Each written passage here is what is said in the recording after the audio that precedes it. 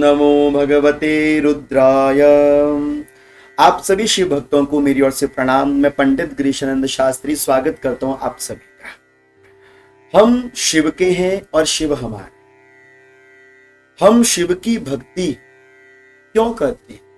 इसलिए नहीं कि मुझे कुछ मिले, इसलिए कि मुझे भोले बाबा ही मिल जाए। मेरे जीवन का एक मूल सिद्धांत है कि शिव से मांगने की आवश्यकता नहीं है, क्योंकि वो आपके जन्म देने से पहले ही आपके विषय में सब जानते। अब आवश्यकता मात्र केवल इतनी है कि आप उनके द्वार पर निष्ठा से जाओ और अपने आप को समर्पित कर।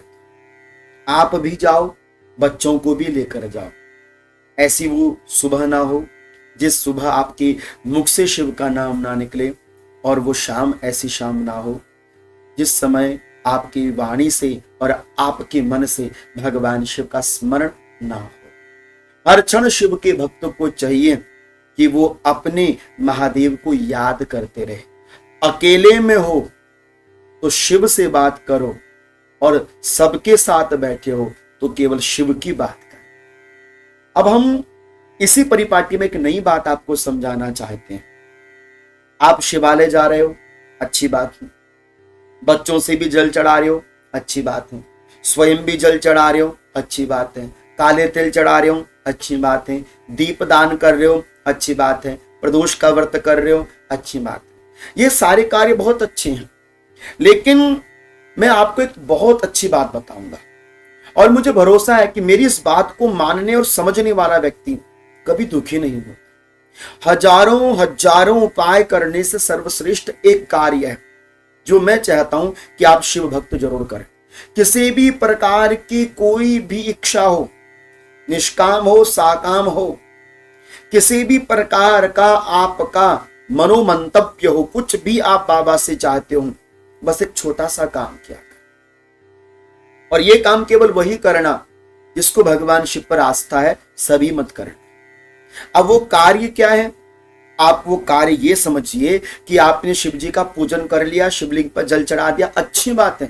ये दुनिया भी कर रही है, प्रत्येक व्यक्ति कर रहा है, लेकिन आप कुछ विशेष बन जाओ, कुछ विशेष करने का प्रयास कर जाओ। और ये करना प्रयास की शास्त्र कहना है कि शिव जी पर जल चढ़ाने वाले लाखों हैं, शिव जी पर काले तिल चढ़ाने वाले भी लाखों मिल गए हैं, शिव जी की प्रति प्रेम निष्ठा रखने वाले भी बहुत हो गए, लेकिन शिव के सेवक, शिव की सेवा करने वाले बड़े कम हैं। इसलिए मैं चाहता हूं कि आपको संपूर्ण फल मिलेगा। ये मेरा वचन है, आप संपूर्ण फल आपको मिलेगा। आपकी समस्त मनोकांक्षाएं पूरी होंगी। बस एक छोटा सा काम क्या करो, जब आप शिवालय जाते हो ना, एक काम करो, हाथ में जल का लोटा पकड़ लिया, अच्छी बात है। आज से एक नया काम, जल के लोटे के साथ साथ हाथ में झाड़ू और पोछा, ये दो चीजें पकड़। शिवालय में जिसने पोछा लगा दिया, पोछा जो आप घर में लगाते हो ना, जिसने शिवालय में पोछा लगा दिया, उसके जीवन का दुर्भाग्य मिट जाता है। जिसने शिव के प्रांगण को झाड़ू से साफ कर दिया, उसके जीवन के जितने भी दुख दरिद्र होते हैं वो सब साफ हो जाते हैं। जिसने भगवान शिव के शिवलिंग को साफ कर लिया, उसके घर में कभी दुर्भाग्य उत्पन्न नहीं होता। जिसने संपूर्ण मंदिर से लेकर प्रांगण तक शिव की सेवा कर ली है, वो व्यक्ति कभी दुर्भाग्यशाली नहीं हो सकता। शिव जी पर आज जल चढ़ाने वालों की संख्या अधिक है। शिव जी पर काले तिल चढ़ाने वाले अद्भुत हो गए हैं, लेकिन झाड़ू पकड़कर शिव के मंदिर में झाड़ू लगाने वाले ये केवल गिने चुने 5-10 लोग हैं। और सच बताएं, शिव जी की पूजा करना बड़ा सरल है, लेकिन शिव का सेवक बनना बड़ा कठिन है। जिस माँ को संतान नहीं ठहरती, वो शिवालय में जाकर झाड़ू लगाए। जिनके घर में धन नहीं ठहरता, वो घर में शिवालय में जाकर पोंछा लगाए। जिनके घर में क्लेश रहता है, वो शिवलिंग को अच्छी तरह से साफ करके आए। जिनके घर में व्यवस्थाएं बनती नहीं है, वो शिवालय से लेकर प्रांगण तक साफ सफाई करके आए। जिनके घर में बच्चे कहा नहीं मानते, वो बिल्व वृक्ष के नीचे जितने भी झाड़ पाते हैं उनको साफ करा कर आवे।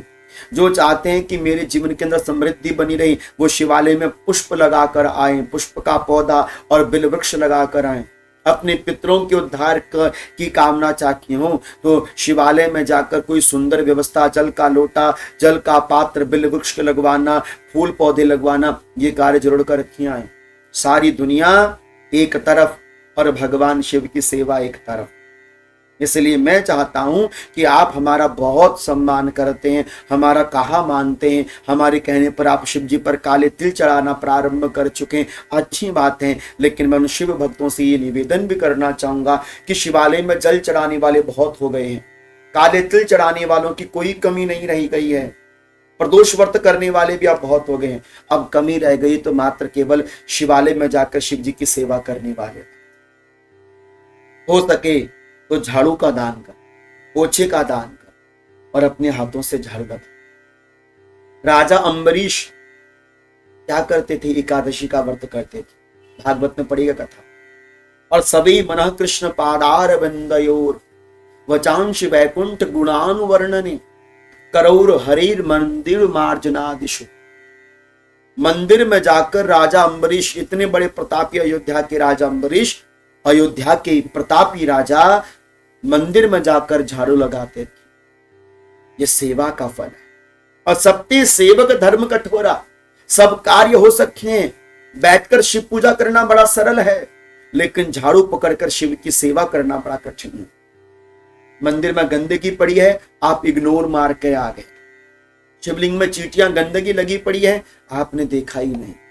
शिवालय में गंदगी पड़ी है, धूल जमी पड़ी है, आपने कभी साफ किया नहीं। कभी लेकर जाओ घर से कपड़ा, शिवालय को चमका कराओ, आसपास की गंदगी कोई करेगा तब होगा, नहीं, आप स्वयं करके आओ। हम लोग दूसरे पर डिपेंडेबल होते। देखो कितना गंदा शिवलिंग कर रखा है, देखो शिव जी का प्रांगण, शिव जी का मैदान कितना गंदा। आप उठाओ ना झाड़ू, कहने वाले मत बनो, करने वाले बनो।